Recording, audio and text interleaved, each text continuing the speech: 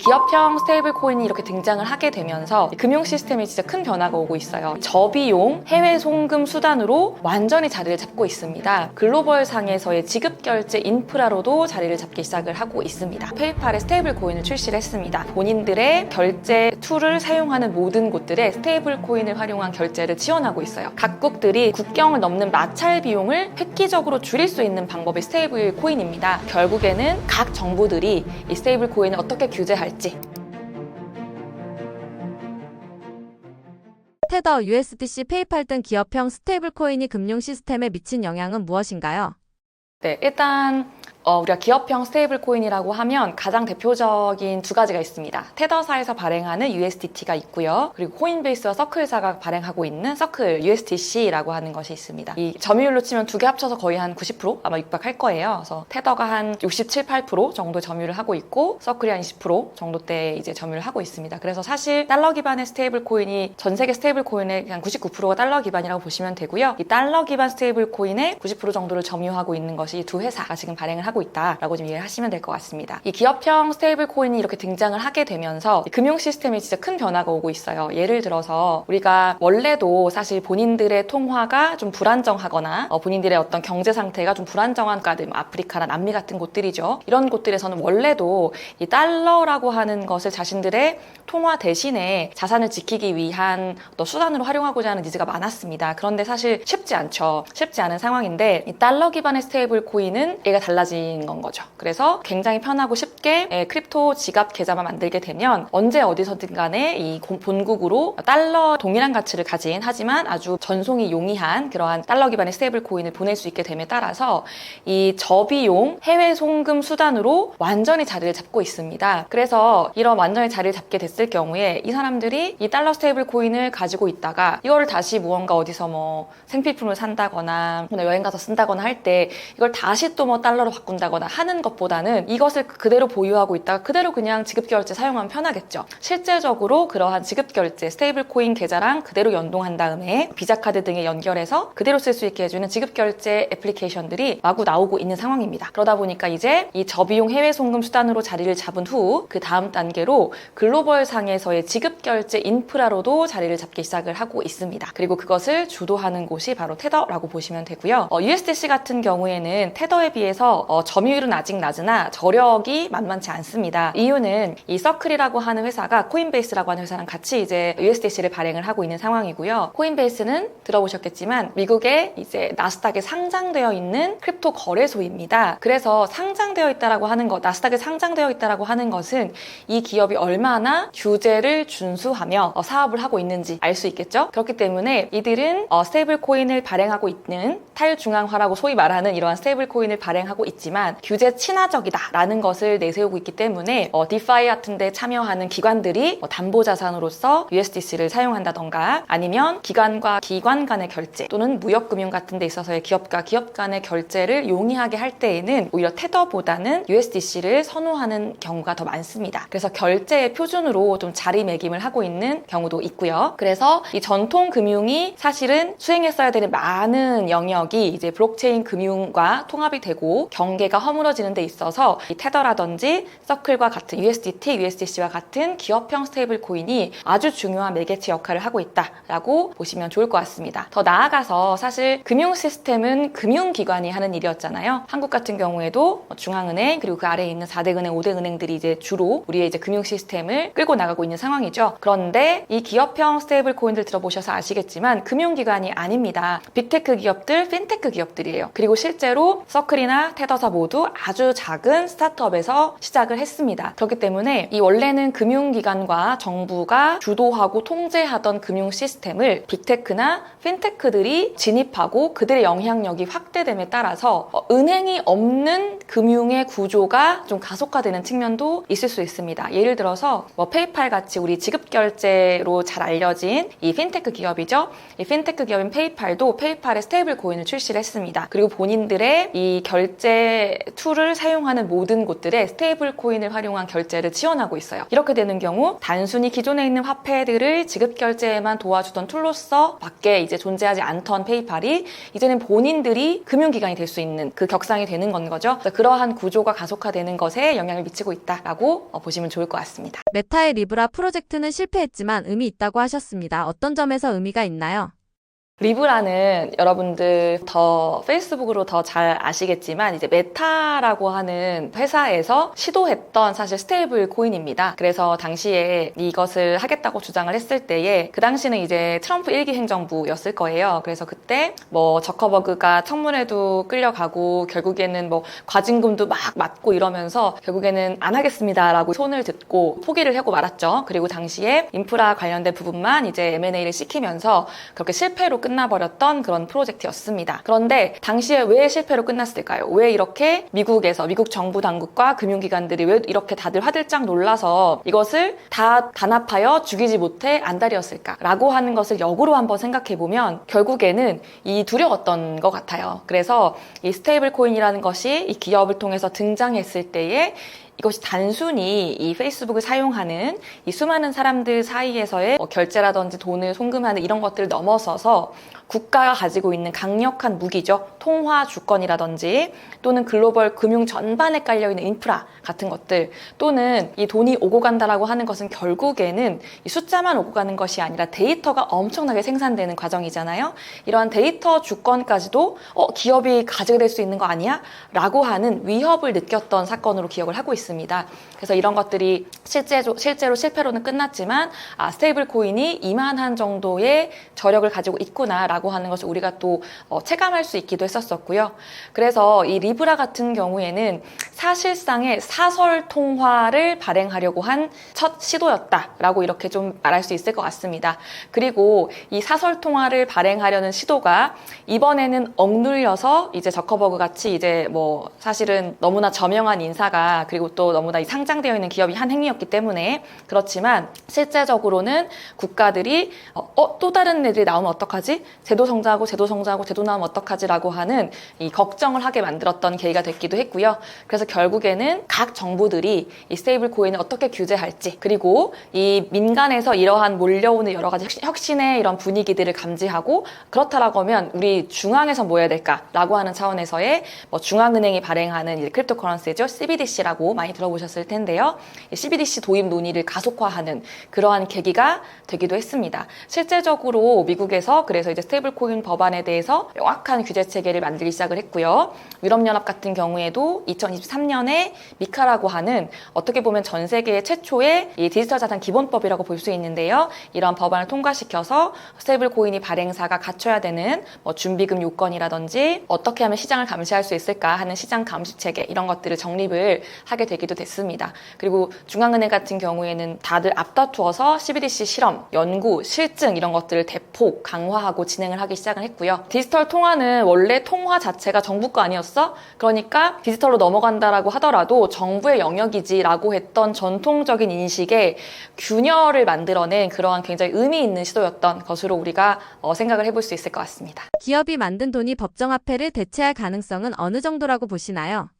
네, 사실 이게 요즘에 한국에서 좀 핫한 것 같아요. 왜냐하면 이 한국은행의 이창용 총재님이 굉장히 열심히 요즘에 발언을 하고 계십니다. 그 발언 중에 어떤 것이 있었냐면요. 스테이블 코인은 화폐의 대체제이기 때문에 그래서 블라블라블라 뭐 은행이 해야 되고 금융이 해야 되고 이런 말씀을 하셨어요.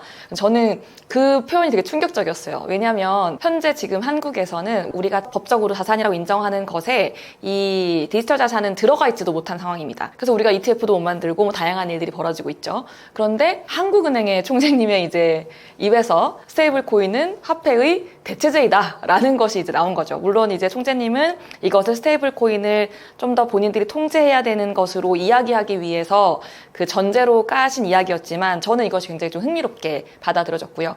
드디어 이제 인정을 받는구나 라고 하는 생각이었고요. 사실 법정 화폐를 완전히 대신할 가능성에 대해서 물어보신다라고 하면 저는 그에 대해서 뭐 그럴 것이다 아닐 것이다라고 답을 하기는 어려울 것 같습니다. 하지만 이 기업이랑 국가가 화폐를 발행하는 권한을 놓고 경쟁을 하는 새로운 패러다임이 열리기 시작했다라고 하는 것에는 명확하게 그렇다라고 좀 말씀을 드릴 수 있을 거예요. 그래서 국민들이 사실은 정부하고 중앙은행에 화폐를 발행할 권한을 준 거거든요. 그렇죠? 그리고 그들이 발행한 것을 우리가 믿고 사용해 주는 것, 이것이 결국에는 이 신뢰를 만들어내고 있고 이것이 법정화폐가 가지는 위상을 만들어 준 것인데, 사실 비트코인이 처음 나왔을 때도 그랬죠. 그렇게 믿고 위임해 주었던 우리의 권한인데 우리 열심히 사는 것밖에 안 했는데 끝없이 가난해지고 있는 것, 이게 진짜 맞아? 라고 하는 건 거죠. 그렇게 되기 때문에 당연히도 그렇다라고 하면 굳이 정부가 해야 되는 거 맞아? 너네 제대로 못하고 있잖아 라고 하는 생각을 하게 되는 것이고요. 그래서 중앙은행과 국가가 화폐를 발행하는 것이 당연한 건 아닐 수도 있겠네 라고 하는 것에 대한 인식도 생기게 되는 어떤 분위기가 만들어지고 있는 것 같습니다. 물론 엘살바도르 같은 국가에서는 법정화폐로 채택을 했어요. 비트코인 채택하기도 했고 실제적으로 쓰기 위한 노력들도 많이 하고 있는데, 이 스테이블 코인이라고 하는 안정적인 도구가 등장한 이상 그러한 등락이 큰 어떤 크립토커런시보다는 훨씬 더 우리가 쉽게 법정화폐를 대체할 수 있는 가능성은 높아졌다고 보고 있습니다. 예를 들어서 물가가 불안정한 국가라든지 이런 곳들은 당연히도 고려해 볼 수 있을 만한 이런 옵션이 되고 있다라는 생각이고요. 하지만 너무 급진적으로 하게 될 경우에 지금 한국은행에서 하고 있는 강력한 저항, 화폐 대체제로 인식하고 이건 통화주권을 위협할 거야 라고 인식하면서 오히려 이 통제의 권한을 강화하고자 하는 어떠한 그런 시도들이 더 많이 나오고 있는 것, 이런 것들이 오히려 우리 혁신을 좀 더디게 만들까라는 좀 우려도 있습니다. 그래서 완전한 대체제라고 주장하는 것보다는 우리가 보완하고 또 경쟁을 하는 과정으로서 생각해야 되지 않을까 싶고요. 사실 모든 좋은 것은 저는 건전한 경쟁에서 나온다고 생각이 들어요. 그래서 우리 토스 같은 서비스가 극강의 UI를 가지고 있잖아요. UI, UX를 가지고 있잖아요. 누구나 한 번 쓰면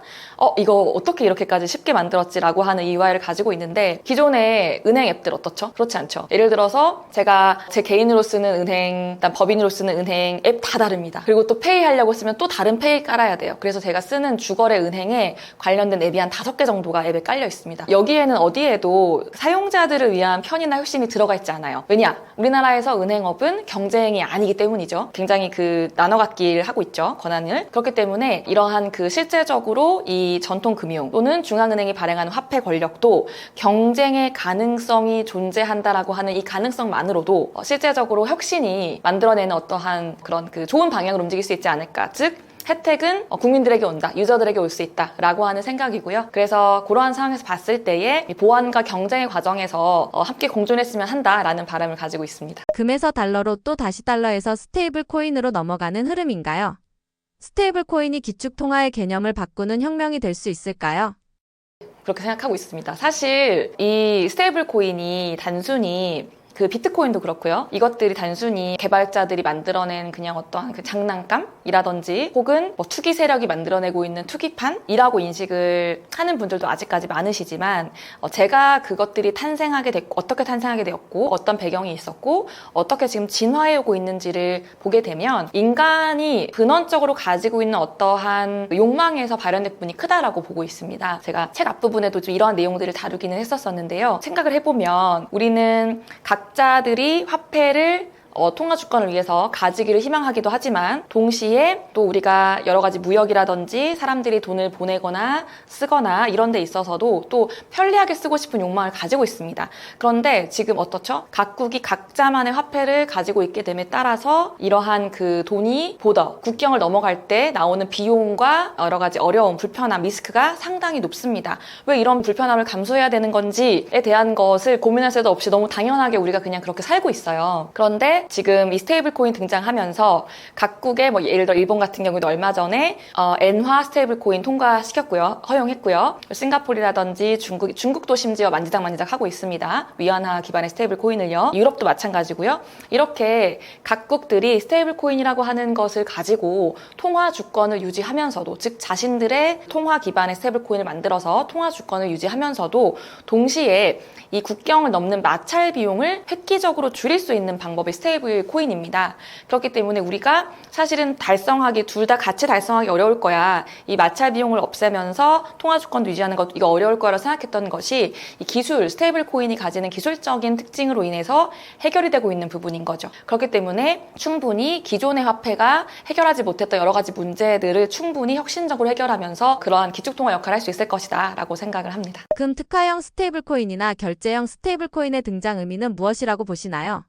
스테이블 코인이 이제 말씀드렸던 USDT라든지 USDC 같은 이러한 기업형 스테이블 코인이 이제 등장한 이래로 상당히 다양한 스테이블 코인을 관련한 도전들이 만들어지고 있어요. 예를 들어서 달러 기반 아니고 각국 자국의 어떠한 화폐를 기반으로 한 스테이블 코인들도 지금 속속들이 등장을 하고 있고요. 아니면 아까 페이팔 말씀드렸던 것처럼 원래는 지급 결제의 핀텍 사업을 영위하던 곳들이 내가 지급 결제하고 있는데 발행 못할 거 뭐야? 라고 하면서 어차피 우리 지급 결제 툴 쓸 거면 우리 거 스테이블 코인 쓰세요 라고 하는 차원인 거죠. 그렇게 해서 결제에 좀 특화를 한 그러한 스테이블 코인들도 나오고 있고요. 그리고 또 누구보다 활발하게 미국의 어떤 정치 지형에 후원금으로 영향을 주고 있는 리플랩스 같은 경우가 이제 우리나라에서도 많이 사랑받는 코인이죠. 거기서도 또 스테이블 코인을 활용해서 이제 무역에 있어서의 혹은 어떤 국제적인 그 크로스보더 트랜잭션에 있어서의 역할을 우리가 가져가겠다라고 하는 것에 특화하고자 하는 것들도 있고요. 또 금과 같은 자산들 이런 것들에 기초해서 스테이블을 한번 만들어 보겠다. 이 가치 안정을 금 같은 자산으로 해서 만들어 보겠다.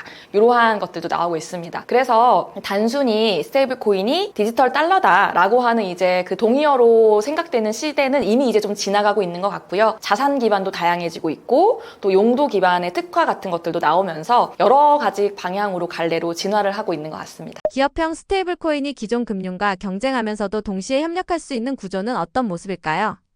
이게 이제 기존 금융권이랑 그러면 서로 너가 죽으면 내가 산다 뭐 이런 제로섬 게임이냐라고 이제 생각할 수도 있을 것 같고 사실 요즘에 그 대한민국에서 금융권이나 한국은행의 반응을 보면 그런 제로섬 게임을 생각하는 것도 있는 것 같아요. 굉장히 좀 그런 반발이 훨씬 심한 것 같은데 저는 충분히 그 은행이 기존에 하던 은행이 잘하던 역할과 그리고 이게 기업형이기 때문에 민간에서 하는 건 거죠. 민간에서 잘할 수 있는 역할이 분명히 있다고 생각합니다. 그렇기 때문에 공존하면서 협력할 수 있는 영역 또는 무언가 겹치는데 대신에 이 겹치는 것이 선의의 경쟁을 촉발함으로써 결국에는 다수 대중에게는 더 좋은 방향으로 작용하는 것. 그렇기 때문에 경쟁, 협력 둘 다 가능하다고 보고 있고요. 예를 들어서 협력 구조부터 먼저 한번 생각을 해보면 어쨌든 간에 우리가 제가 예를 들어서 이제 기업인데 스테이블 코인을 발행한다라고 했을 때 내가 내 개인 지갑에 5천만 원 가지고 있으니까 5천 개 스테이블 코인 발행해서 너네 걱정하지 말고 나한테서 받아가. 대신에 이 한 스테이블 코인이 10,000원이야. 이제 이렇게 발행을 한다고 해볼게요. 그럼 제 지갑 안에 5천만 원이 있는지 어떻게 알 수가 없겠죠. 또는 5천만 원 한번 보여준 다음에 보여주고 나서 사람들이 안 볼 때 제가 빼서 다른 데 쓸지 사람들이 알 수가 없는 건 거죠. 그래서 이러한 실제적으로 스테이블 코인이 정말로 발행돼서 그치지 않고 사용될 수 있게 하려면 이러한 신뢰, 안정성 이런 것도 너무 중요하고요. 이런 것들을 보장하는 규제도 중요합니다. 발행된 준비금 어떻게 관리할 거야? 그리고 KYC라든지 AML 너무 중요하잖아요. 이런 것들 어떻게 처리할 거야? 라는 부분들은 사실은 민간이 가장 잘하는 영역도 아니고요. 민간이 어떤 그 공공 영역이 보완해줘야 되는 영역이기도 합니다. 그렇기 때문에 이런 부분들은 은행이랑 충분히 협력하여 각자의 아레나를 충분히 나눌 수 있다라고 생각을 좀 하고 있고요. 서비스의 혁신 측면에서 봤을 때에는 말씀드렸던 것처럼 둘이 경쟁하는 영역이 분명히 존재합니다. 그런데 경쟁이 생겨야 다 정신을 좀 차리겠죠? 네, 그래서 경쟁이 생겨야 더 좋은 서비스, 더 편한 서비스, 그리고 좀 더 고민하면서 너도 살고 나도 살 수 있는 이러한 큰 그림을 그려볼 수 있는 기존 금융권에게도 혁신을 좀 추동할 수 있을 만한 이러한 좋은 요소가 되지 않을까라고 생각이 들어서요. 충분히 기존 금융권, 전통 금융권, 전통 자본시장, 스테이블 코인 공존하고 협력하고 경쟁하며 성장할 수 있다라고 생각을 합니다. 일단은 제가 이제 여기 옆에 있는 책을 쓴 저자로 이제 오늘 이 떠먹여주는 TV에 나와서 즐거운 이야기를 같이 했는데요. 이 책을 쓴 이유가 있습니다. 지금 이 스테이블 코인, 원화 스테이블 코인 논의만 가지고도 이 스테이블 코인을 빠르게 제도화하고 만들어야 된다라고 주장하는 측에서는 우리의 통화 주권을 지키기 위해서라고 주장을 해요. 반대로 좀 천천히 점진적으로 은행부터 라고 주장하는 또 금융권에서는 통화 주권을 위협하기 때문이라고 주장을 합니다. 즉 같은 것을 보면서 너무나 반대의 주장들이 서로 논의도 되지 않고 팽팽히 맞서고 있는 상황이에요. 우리가 빠르게 무언가가 이루어지기 위해서는 사회적 합의라는 것이 필요한데 이 사회적 합의를 이루기 위해서는 적어도 토론이 가능해야 되고 토론이 가능하려면 적어도 세임 스테이지에서의 기본적인 정보, 지식, 배경 이런 것들을 가지고 있어야 시작을 할 수 있습니다. 아니면 다른 데이터 붙잡고 계속 끝없이 서로가 만날 수 없는 이야기들만 진행이 될 거예요. 그래서 이 책은 사실은 그러한 사회가 같은 선상에서 이 스테이블 코인이라고 하는 글로벌적인 현상 그리고 이러한 기술, 이러한 현황을 바라보고 사회가 같이 빠르게 논의하고 넥스트 스텝으로 발전적인 넥스트 스텝으로 가기 위한 기본 기초 자료로서 이 책을 쓰게 됐습니다. 그래서 이 책에는 이제 스테이블 코인이 왜 나오게 됐는가 이것이 단순히 그냥 기술쟁이들이 만들어본 그런 것이 아니라 역사적으로 왜 등장하게 되었는지를 역사적으로부터 한번 끌어내 보고요. 그리고 더 나아가서 어떠한 데이터들이 있는지 현황이 있는지 어떠한 지식이 필요한지 어떠한 정보가 필요한지 같은 것들을 쭉 망라해 놓은 기본서라고 보시면 됩니다. 저희 저자들이 책을 쓸 때 가장 첫 번째 명대로 중요하게 생각했던 것은 무조건 쉽게 쓴다 였습니다. 그래서 읽어보시면 아시겠지만 정말 쉬워요. 그래서 제가 지금 주변에서 받는 피드백도 읽었는데 쉬워서 여러 권 사서 친구들 나눠주고 있어요. 읽었는데 자기가 이해 안 되면 그럴 수가 없겠죠. 그래서 정말 쉽네 라고 하는 이 피드백을 들을 때 목적이 달성되었다 라는 생각이 들어서 가장 좀 만족을 하고 있고요. 그래서 같은 눈높이, 같은 정보에 기반해서 우리가 같이 논의하고 합의하고 이런 것을 이끌어내기 위한 시발점으로서 이 책을 출판하게 되었다라고 좀 봐주시면 좋을 것 같고요. 더 나아가서 사실 지금 AI에 대한 논의는 진짜 활발하잖아요. 정부도 막 수백 조를 들여가지고 막 KLLM 만들겠다고도 하고 모든 일반인들도 다들 이제 챗GPT 사용하고 계시고 그럴 건데요. 그리고 이제 더 나아가서 내 손 안에 비서처럼 부릴 수 있는 AI 에이전트까지 사실은 AI는 굉장히 많은 관심을 받고 있고 실제로도 많은 투자가 이루어지고 있습니다. 그런데 이 AI 에이전트 생태계가 도래한다라고 하면 스테이블 코인이 무조건적으로 필요합니다. AI 에이전트가 저를 대신해서 각종 데이터 수집하고 데이터 사오고 내 심부름도 해서 여기 가서 호텔도 예약하고 뭐도 사고 이런 것들을 다 해야 될 텐데요. 그런 거 하려고 우리 지금 AI 에이전트 개발하고 있잖아요. 그런데 걔네들이 어떻게 저를 대신해서 금융의 주체가 될 수 있을까요? 또는 그 AI 에이전트들이 어떠한 제가 맡긴 임무를 수행하기 위해서 여기서 데이터 이만큼 저기서 이 노력 이만큼을 막 사오고 할 텐데 엄청나게 짜잘한 단위의 소액 결제들이 동시다발적으로 막 이루어질 텐데 기존의 금융 생태계에서 그거 할 수 있을까요? 가능하지 않습니다. 일단은 AI 에이전트가 은행 계좌를 만들 수도 없죠. 하지만 블록체인 지갑 계좌는 누구나 만들 수 있습니다. 그래서 결국에는 AI 에이전트라고 하는 것이 우리나라에서 중요한 아젠다라고 하면 이 AI 에이전트가 일상화될 근미래에서 우리가 스테이블 코인이 준비되어 있지 않다? 달러 스테이블 코인만 존재한다? 원화는 없다? 라고 하면 그냥 다 누구나 어쩔 수 없이 그냥 달러 쓰게 될 거예요. 우리가 AI 기술에 엄청 투자하고 이 산업을 마구마구 확대해 놓는다 하더라도 결국에는 여기서 발생될 수많은 머니 트랜잭션을 달러에 기댈 수밖에 없게 된다면 또는 다른 나라 통화에 기댈 수밖에 없게 된다면 사실은 우리 말에서 죽 서서 개주는 이런 격이 될 수 있는 거겠죠. 그래서 저는 사실 이 AI에 대한 논의는 이렇게 풍성하고 활발하고 돈을 많이 지불하면서 이것의 근간이 되는 프로그래머블 머니로서의 스테이블 코인에 대해서는 이렇게 지지부진한 것이 굉장히 좀 안타깝고 시급성을 저는 많이 느끼기도 하고요. 그런 차원에서 또 열심히 목소리를 내고 있기도 합니다. 그래서 그런 AI에 관심이 있으시고 거기에 대해서 미래를 바라보고 계신 분들도 꼭 스테이블 코인을 함께 논의선상에 두고 이야기할 시점이다라는 이야기를 좀 드리면서 마무리를 하고 싶습니다.